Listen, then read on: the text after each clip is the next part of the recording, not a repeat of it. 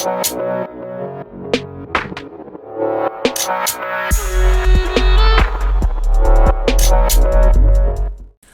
guys and welcome to our channel. This is Paper Roll. In today's video we are going to talk about legendary gear from a practical perspective. Basically we're going to rate them from the best to the worst depending on value for money, efficiency, what values they will offer you comparing to how would you play probably if you didn't have them. So it's not going to be any other reason like fashion for weapons. For example, they are the prettiest, they have the flashy effect, so if you want them you can make them. If you have a lot of gold, so you can buy every legendary that easily obtainable like generation 1 weapons and then think what you should go first. That's up to you, but we're gonna talk from a normal player perspective, so basically value for money. Now I want to say also I made a lot of guide to every legendary I crafted myself, few tips and stuff for legendary videos discussing their pros and cons and stuff like that. If you want to check them, they're gonna be all in the description if you want. Now with that out of the way, something else I want to get out of the way. It is the best legendary in the game to go for is this amulet, Prismatic Champion's Regalia. It is basically the living story, return to the living story achievement, which meant you play all the maps and get a lot of currencies, a lot of mystic coins, even season 4 and strikes, you get mystic clover, everything. You get a precursor to the next generation for legendary weapons in End of Dragons, an ascended weapon of your choice, anything in the game, and 32 slot bags and the legendary itself. You don't pay anything to obtain this legendary, you get a lot of achievement and a lot of gold. It can help you even if you didn't finish the saddle collection for Sky Scale, since for season 4 you will actually be getting stacks from every currency which you need to complete the saddle collection. A lot of black line skins. It is overall really valuable. It's offering you a lot of gifts for no paying gold at all. It actually offers you gold. So this is the only legendary in the game that it pays you back, not actually taking your gold away. Which means you can work on it at your own pace, continue from whatever you stopped and just start again while you work in any other legendary at the same time. So probably everyone should go for it. With that out of the way, now we're gonna discuss the normal legendaries, the ones that you're gonna pay a lot and work a lot to get them. So I'm gonna be talking about armor, runes, weapons, all the other stuff. And in order to decide what is the best and rank them, I had to look from a different player perspective, different play style for the game, and the amount of effort to obtain them, like gold spent, time gating, and all the other stuff. Also, what would happen if you don't have them, like how much you lose from practicality perspective. And the top tier is depending on you, either armor or rune. So let me explain what is the difference between both of them from a value perspective. If you have runes, basically you need at maximum 7 runes, and you would never have to get a rune again, you would never have to buy it or craft it or even think about it for the entire account.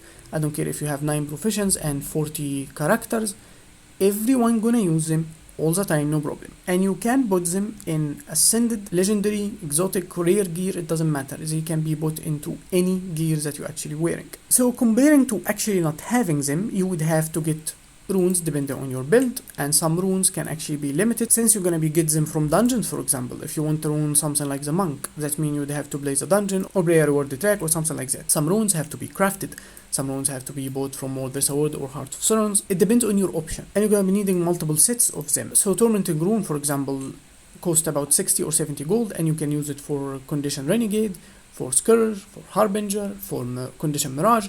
So a lot of classes can actually use them, which means different characters, you would have to buy different runes to put them in their gear. And all that gonna be left away simply by having legendary rune.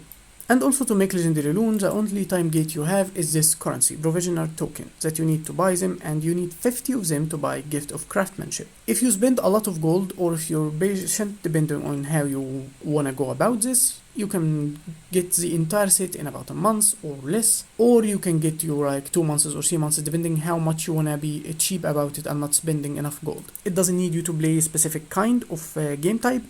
You can play anything, you don't have to go into PvP, War Sword or Raids, you can be playing meta events all the time and simply also crafting it. So it is easier to obtain, faster to obtain comparing to armor.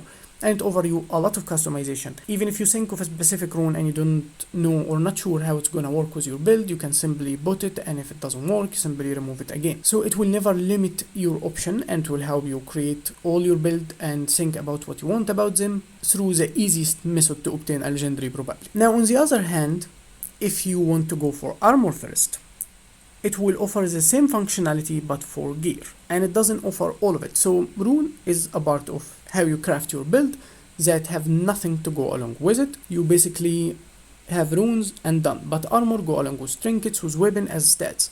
Having the armor itself can offer a lot in customizability. So let's say you go with Trailblazer, for example. That means you want 100% condition duration. So you can have Trailblazer trinkets and adjust your armor. If it go above 100%, you lower some pieces to dire or some pieces to rabbit, for example. And now you adjust exactly to the point that you need. So an armor and rune can already offer you enough customizability to be completely functional. However, the armor can only function to a class type. So it either medium or heavy or light, which mean if you play a single character, for example, let's say you play only ranger, then armor will offer you power builds, condition builds, healing builds for druid, boon builds, everything you need, celestial builds.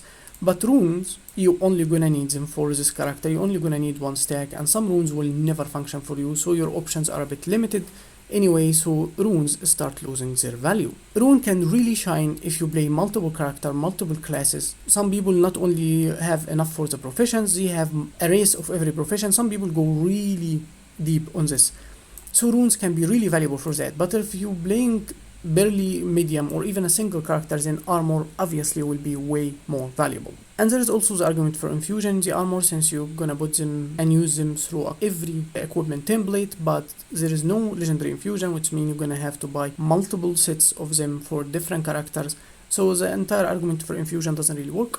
But it's gonna be really great if you play in a single character, which means you don't have to buy multiple sets of them, which is an extra thing a legendary armor can offer you.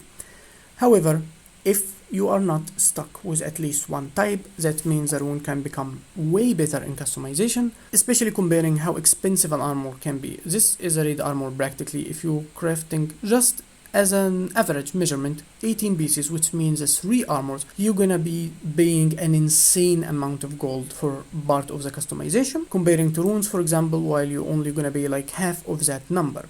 Not only that, it is a time gating problem. Legendary armor from World vs. World take at least 22 weeks for a single armor, and it can be a little less in raids and PvP, but this is a huge time span that you can at least have the rune among them before you finish all the 3 sets of the armor. So depending on the player, armor can be way better or rune can be way better.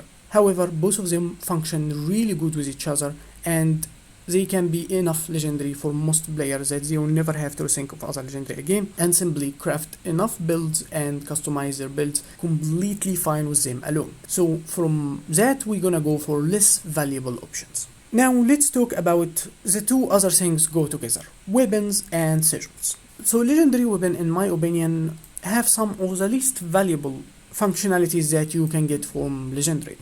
They are flashy and pretty and whatever, this is nice, but the moment you remove any legendary, you lose all the customization. And let's say you are playing Fractal or Dungeon or something, and you want to change double axe weapons for Greatsword to skip something using the skill 3 for Greatsword on Ranger.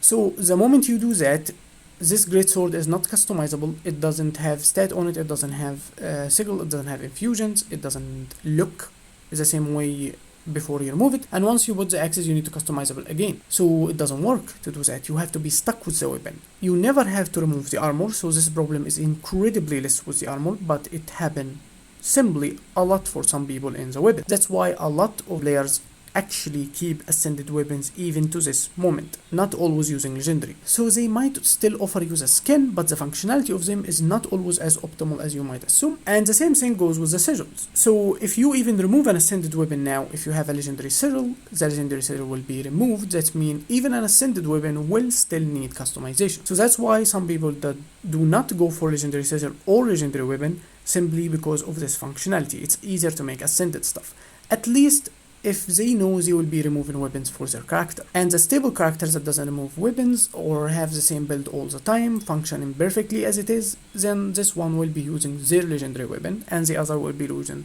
ascend. However, if this is not a problem for you, I still think legendary weapons are a bit bad. So the third one, in my opinion, is sigils, because of the functionality that they offer, almost close to the runes, even if it's not as valuable and even if your option is a little bit less. Some weapon will only work for power, so you will always get the sigil for power, and it's not that exhausting to acquire sigil comparing to runes, especially even in dungeons. No one uses the dungeon sigils anyway. However, the legendary weapons, basically you need 16 weapons if you're gonna use every weapon in the game, and the one-handed weapon you're gonna need 2 of them at least, and even you can go up to 4 for like double sword example. Yeah, I know they are crazy builds, but at least you're gonna need 2 swords, for example. If you're playing Revenant, you're gonna need 2 axes if you're playing Ranger. And this is a huge gold sink for extremely low value, possibly, that you will have to get from them. It's basically like crafting a lot of Ascended, but this time it's with the cost of a Legendary. The amount of golds you needed, not every player can even obtain them at this point. It's a huge investment for one of a little bit low reward, if you ask me. At least if Arena changed them so you don't have to customize every time you remove a weapon, that would offer a little bit more play into it, but they are practically the flashiest, so you would love to have them for the way they look or to customize the fashion of your character, not for an actual value. Now let's move to the back and rings. Since we already obtained this amulet, I think the best to have after that is probably the back or rings, and the back is my best option. Depending on where you get it from, like Fractal or Wild Versa Wood or PvP, it can be a bit easier in some and more expensive in some. It will offer you the same customization and everything that work from a legendary perspective, but all the trinkets anyway are way easy to obtain through Living World Season 3 or even Season 4, but it's gonna be a waste of gold, so get them from Season 3. So you can acquire every amulet, ring, back piece, everything, and even can recustomize some of them for the cheapest possible if you buy them from here. If you buy them from Bloodstone Fen, and you can even get Ascended Aqua Breezer from Bitter Frost Frontier, and every other thing. Obviously, you can't use the same 2 rings or the same 2 accessories, so you'd have to get from another place or use 2 different stat types, but you get the point. They are easy to obtain, and there is no much value in Unbound magic anyway, so you can get multiple sets to multiple characters and multiple gear type so easy comparing to how much you would have to work for legendary. But however, if you play in World vs. World, for example, it's a matter of time before you can get the back and the rings, so why not? You should go for them anyway, and you would never have to infuse rings again, since rings would only carry 1 infusion, but we already said the argument for infusion work if you play like a single character, or if you wanna really go hard on few character, not much more. Until they introduce a legendary infusion, it's not really a big deal, maybe for Fractal, but not otherwise. Now the last thing to talk about is legendary accessories, and I think comparing to other legendaries, the value you get from them, they are probably the worst. Yes, in order to gear your character in everything, rings and back and stuff for each character, for every profession, for different builds, there's gonna be a lot of time farming Unbound magic. It can get easy with time, you can get some with laurels, you can get some with Unbound, you can buy stuff from Fractal, so you don't even have to buy everything with Unbound magic. And if you complete your home instance through the currencies themselves, you can get them easy. So it's a time thing, but it's gonna come over time. Like, I don't use Unbound magic, sometimes I spend it to buy stuff, but right now I'm 80,000, so it is really high. And I don't even use this one to collect Unbound, I collect Volatile actually. And they work exactly as legendary, you don't have even to re-infuse them like rings or back or something like that, it only carry 1 infusion, it's always the same. And comparing to what you get from legendary accessories, they take an insane amount of work, an insane collection. Yes, every legendary journey is long, but those 2 are just nuts. So as you see, this is Aurora, and this is the amount of things that you're gonna need for it, and there is a collection of Awakening, Aurora's Awakening, and as you see, the collection is just a collection and another collection. It is just insane, and then you would go for Vision, and it's also crazy to do. So comparing to other legendaries, they don't offer this much value. They should be your last option to go for. And as of now, that didn't change yet, you cannot hide the visual effect of them, so you're gonna be annoyed while having it until Renet actually changes that to you can actually shut them off. If you like this visual effect to have all the time, you will never get tired of it. This is fine, at least you will get something that you love. So I hope you tell me in the comment what do you think, what did you go first, or what do you intention to start with, and I will be always reading all your comments. Don't forget to like, subscribe, and I will be seeing you next time. Peace.